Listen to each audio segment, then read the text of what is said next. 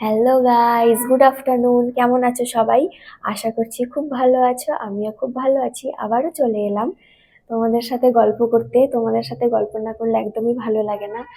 আবারও good afternoon থেকেই শুরু করছি, কারণ সারাদিন অনেক ব্যস্ত থাকি বলতে এই যে বাড়ির কাজকর্ম সব, বাচ্চা সামলানো, রান্না বান্না, এইসব বাড়ির কাজ তো তোমরা জানোই।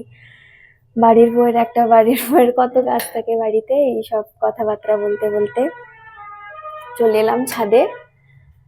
ব্লগটাও কখন করি, যখন ছাদে আসি তখন। বাড়িতে একদম টাইম পাই না। টাইম পাই কখন? এই যে এই সময়টা, গুড আফটারনুন। এই দেখো ছাদে চলে এসেছি। ছাদে প্রচন্ড হাওয়া হচ্ছে, যেহেতু পৌষ মাস শুরু হয়ে গেছে। কাল ছিল সংক্রান্তি, আজ পয়লা পৌষ। আর দেখো, আর আমি হচ্ছে উত্তর দিনাজপুর জেলার ছোট্ট একটা গ্রামে থাকি।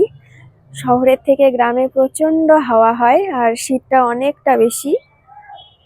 সূর্য দেখতে পাচ্ছ হয়তো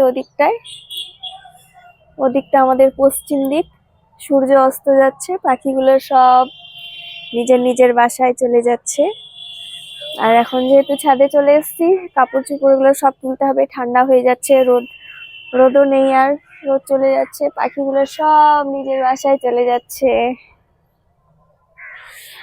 বাই বাই, আজকে এইটুকুই গল্প করলাম। আবারও দেখা হবে নেক্সট ব্লগে। ততক্ষণের জন্য টাটা, বাই বাই।